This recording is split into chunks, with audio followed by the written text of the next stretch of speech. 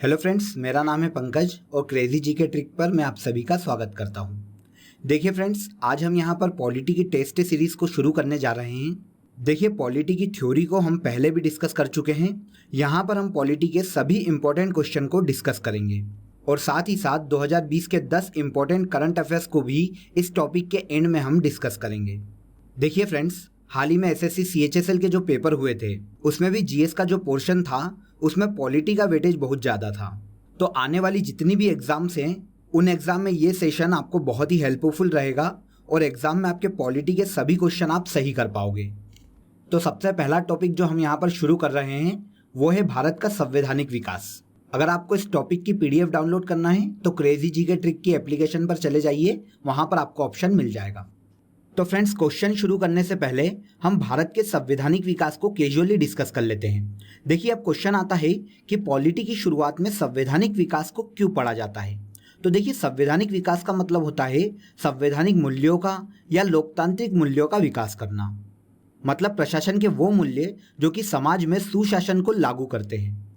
तो देखिए फ्रेंड्स, ब्रिटिशकालीन संवैधानिक विकास के अंतर्गत भारत में संवैधानिक संस्थाओं की स्थापना की गई और इन संवैधानिक संस्थाओं की स्थापना विभिन्न अधिनियमों के माध्यम से की गई थी, जो कि आगे चलकर भारत के संविधान में शामिल किए गए और डायरेक्ट या इनडायरेक्टली संविधान के विकास में इन सभी एक्ट का महत्वपूर्ण योगदान रहा।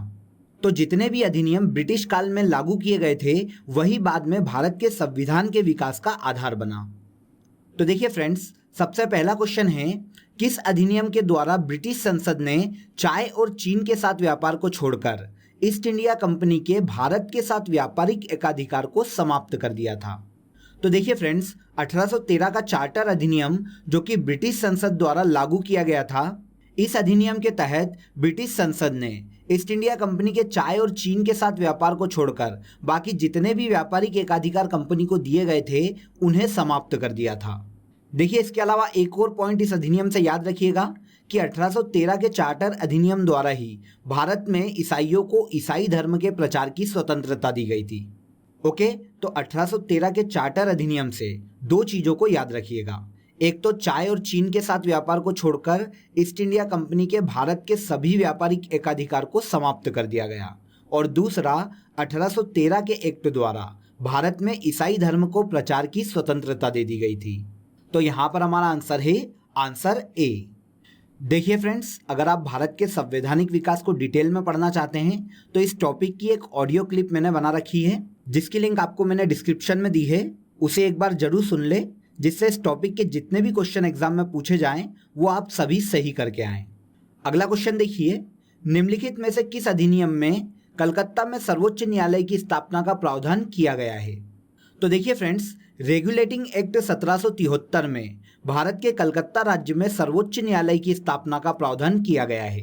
तो यहाँ पर हमारा आंसर है आंसर ए, 1773 रेगुलेटिंग एक्ट।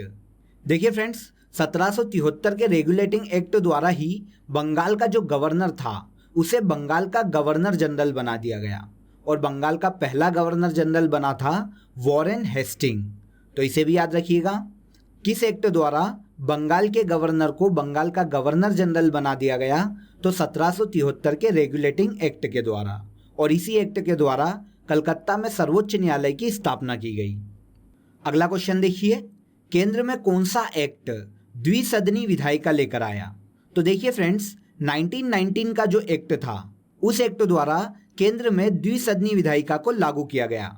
देखिए, वर्तमान में जैसे राज्यसभा और लोकसभा होते हैं उसी प्रकार 1919 के एक्ट द्वारा केंद्र में राज्य परिषद ऊपरी सदन के रूप में और केंद्रीय विधानसभा निचले सदन के रूप में शुरू की गई। तो इस प्रकार 1919 के एक्ट द्वारा केंद्र में द्विसदनी विधायिका को लागू किया गया था। तो यहाँ पर हमारा आंसर है आंसर सी। चलते हैं अगले क्वेश्चन पर। भारतीय विधान पालिका प्रथम बार द्विसदनी कब बनाई गई। तो अभी हमने इस पर डिस्कस किया था, 1919 के भारत सरकार अधिनियम द्वारा भारतीय विधान पालिका को द्विसदनी बनाया गया था। तो यहाँ पर भी हमारा आंसर है आंसर सी। नेक्स्ट क्वेश्चन है, निम्नलिखित अधिनियम में से किस अधिनियम के फलस्वरूप बर्मा भारत से अलग हुआ। देखिए, बर्मा वर्तमान में म्यांमार है। ओके, तो देखिए, म्यांमार को भारत से अलग किया गया था 1935 के एक्ट द्वारा। देखिए 1935 का जो भारत शासन अधिनियम है, यही बाद में भारत के संविधान के निर्माण का मुख्य आधार बना था। तो देखिए इस एक्ट के जो महत्वपूर्ण प्रावधान किए गए थे, हम उन पर डिस्कस कर लेते हैं, क्योंकि इस एक्ट से क्वेश्चन बहुत ज़्यादा पूछे जाते हैं। तो देखिए 1935 के एक्ट द्वारा केंद्र व राज्य के बीच शक्तियों का बंटवारा कर दिया गया था। इस अधिनियम की 7वीं अनुसूची में संघ सूची, राज्य सूची और समवर्ती सूची का उल्लेख किया गया था, जिसे बाद में भारत के संविधान की 7वीं अनुसूची में शामिल किया गया है। देखिए इसके अलावा राज्य में द्वैध शासन को समाप्त करके केंद्र में द्वैध शासन को लागू किया गया था 1935 के एक्ट द्वारा। ओके, इसके अलावा राष्ट्रपति की जो अध्यादेश की शक्ति है, वो भी 1935 के एक्ट द्वारा ही ली गई है, और अखिल भारतीय महासंघ स्थापित करने का प्रावधान भी 1935 के एक्ट में किया गया था। तो इन सभी महत्वपूर्ण पॉइंट को याद रखिएगा, ताकि यहाँ से आपके जो भी क्वेश्चन आए वो आप सही कर लो। ओके, तो किस अधिनियम द्वारा बर्मा को भारत से अलग किया गया? तो 1935 के भारत शासन अधिनियम द्वारा। तो यहाँ पर हमारा आंसर है आंसर सी। अगला क्वेश्चन देखिए, एक संघीय व्यवस्था और केंद्र में द्वैध शासन भारत में लागू किया गया था किस एक्ट द्वारा? तो जस्ट मैंने आपको इसके बारे में बताया है।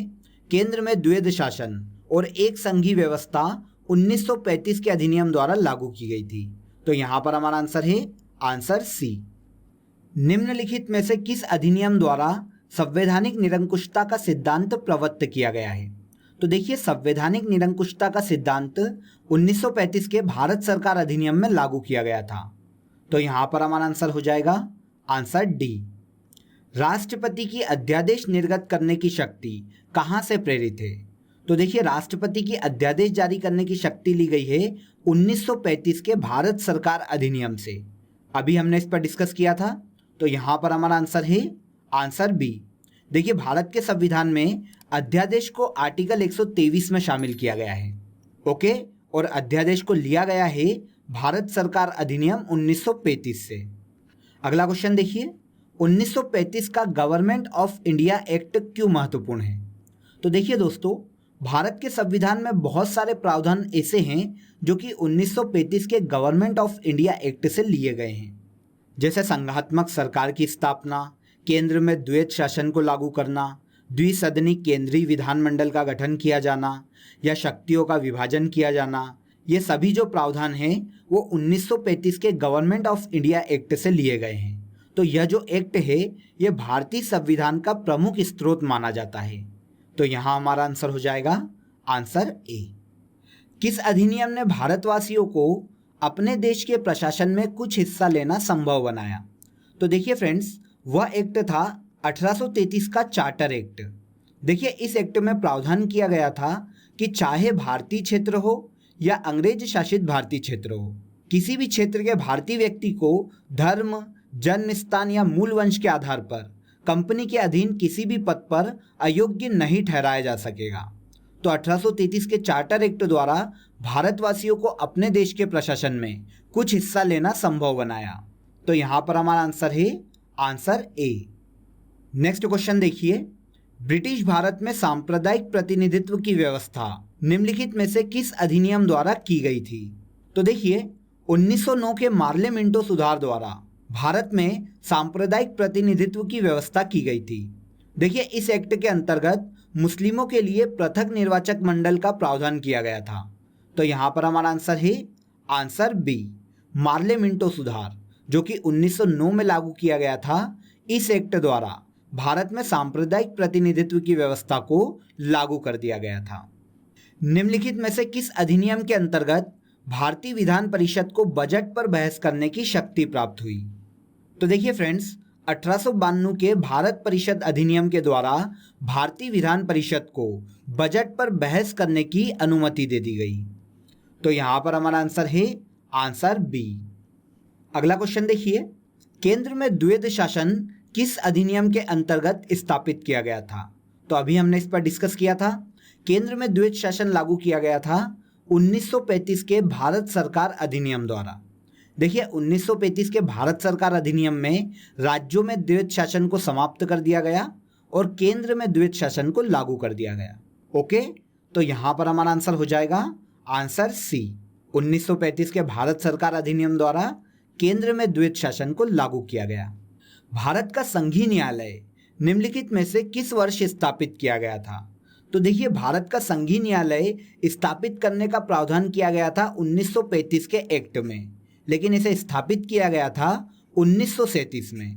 तो यहाँ पर हमारा आंसर हो जाएगा आंसर बी, भारत के संघीय न्यायालय की स्थापना 1937 में की गई थी। अगले क्वेश्चन पर चलते हैं।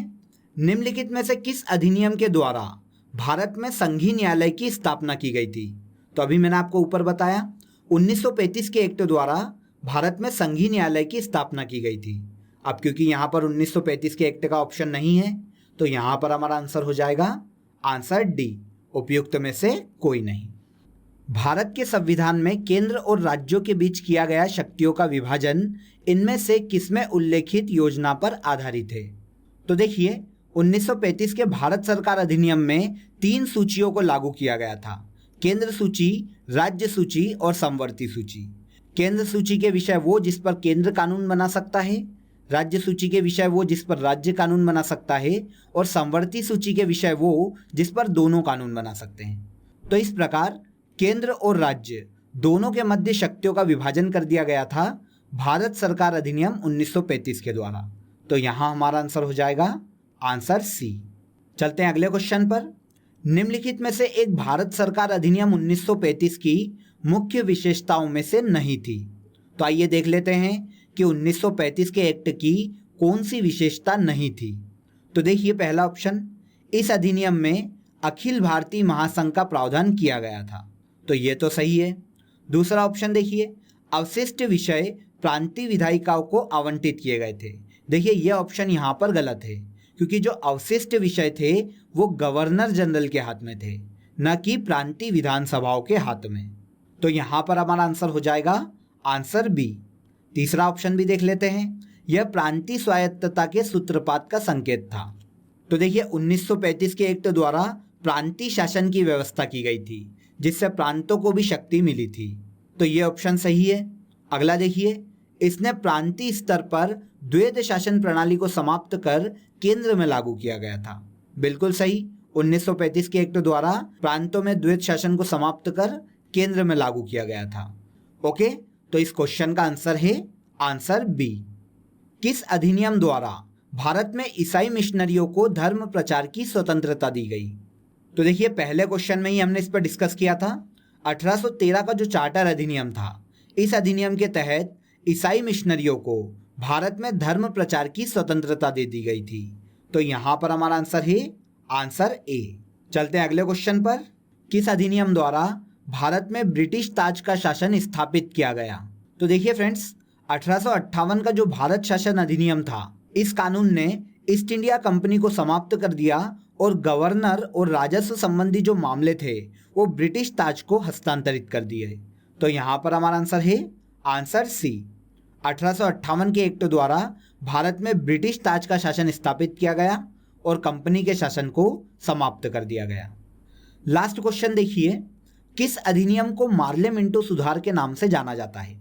तो देखिए फ्रेंड्स, 1909 का जो भारत परिषद अधिनियम है, इस अधिनियम को मार्ले मिंटो सुधार के नाम से भी जाना जाता है, क्योंकि इस वक्त जो लॉर्ड मार्ले थे वो इंग्लैंड में भारत के राज्य सचिव थे और लॉर्ड मिंटो इस वक्त भारत के वायसराय थे।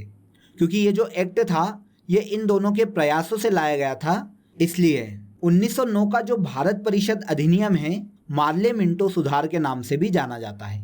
तो यहाँ हमारा आंसर हो जाएगा आंसर सी। तो फ्रेंड्स, ये थे भारत के संवैधानिक विकास के ऐसे इंपॉर्टेंट क्वेश्चन जो कि प्रीवियस एग्जामों में पूछे गए हैं और आने वाली एग्जामों में इनके पूछे जाने की संभावनाएं सबसे ज़्यादा है। तो चलिए फ्रेंड्स, अब हम 2020 के 10 इंपॉर्टेंट जो करंट अफेयर्स हैं उन पर डिस्कस कर लेते हैं। पहला क्वेश्चन देखिए, अटल सुरंग भारत के किस राज्य में स्थित है? तो देखिए, अक्टूबर माह में ही भारत के प्रधानमंत्री नरेंद्र मोदी ने अटल सुरंग की ओपनिंग की है। देखिए, अटल सुरंग जो है भारत के हिमाचल प्रदेश राज्य में स्थित है और अगर इसकी लंबाई देखें तो 9.02 किलोमीटर लंबी है अटल सुरंग। जापान के नए प्रधानमंत्री कौन बने हैं? तो देखिए, शिंजो एबे के इस्तीफा देने के बाद जापान के नए प्रधानमंत्री बने हैं योशिहिडे सुगा। विश्व ओजोन परत दिवस कब मनाया गया? तो देखिए हर साल 16 सितंबर को विश्व ओजोन परत दिवस के रूप में मनाया जाता है। ओके, अगला क्वेश्चन देखिए, जम्मू कश्मीर राज्य के नए उपराज्यपाल कौन बने हैं? तो देखिए 2020 में जम्मू कश्मीर राज्य के नए उपराज्यपाल बनाए गए हैं मनोज सिन्हा। इसके पहले गिरीश चंद्र मुर्मू जम्मू कश्मीर के उपराज्यपाल थे, जिन्हें हाल ही में सीएजी के पद पर नियुक्त कर दिया गया है। और उनके सीएजी बनने के बाद जम्मू कश्मीर के नए उपराज्यपाल बने हैं मनोज सिन्हा। 2020 में किसे टेबल टेनिस के क्षेत्र में राजीव गांधी खेल रत्न पुरस्कार दिया गया है? तो देखिए 2020 में टेबल टेनिस के क्षेत्र में मोनिका बत्रा को राजीव गांधी खेल रत्न पुरस्कार दिया गया है। स्मार्ट सिटी इंडेक्स 2020 में भारतीय शहरों में शीर्ष स्थान किसका था? तो देखिए स्मार्ट सिटी इंडेक्स जो कि 2020 में जारी किया गया था, इसमें पहले स्थान पर है हैदराबाद, जो कि तेलंगाना की राजधानी है। भारतीय समाचार और सूचना वेबसाइट स्पोर्ट्स अड्डा का ब्रांड एम्बेसडर किसे बनाया गया है? तो देखिए 2020 में स्पोर्ट्स अड्डा का ब्रांड एम्बेसडर बनाया गया है ब्रेटली को, जो कि ऑस्ट्रेलिया के तेज गेंदबाज हैं। क्रिस्टल अवार्ड 2020 किसने जीता? तो देखिए 2020 का क्रिस्टल अवार्ड दीपिका पादुकोण को दिया गया है, जो कि बॉलीवुड की एक मशहूर अभिनेत्री है। लास्ट क्वेश्चन देखिए, ग्लोबल हंगर इंडेक्स 2020 में भारत को कौन सा स्थान दिया गया है? तो फ्रेंड्स इस लास्ट क्वेश्चन का जवाब कमेंट में आप मुझे ज़रूर बताइएगा कि ग्लोबल हंगर इंडेक्स 2020 में भारत को कौन सा स्थान दिया गया है, और साथ ही साथ ये भी बताइएगा कि पहले स्थान पर इस इंडेक्स में किस देश को रखा गया है। ओके फ्रेंड्स, तो आई होप आपको ये वीडियो समझ में आया होगा। अगर आपको ये वीडियो पसंद आया हो तो वीडियो को लाइक करें, शेयर करें और हमारे चैनल को सब्सक्राइब जरूर कर लें। आपसे फिर मुलाकात होगी नेक्स्ट वीडियो में। बने रहिए हमारे साथ। जय हिंद।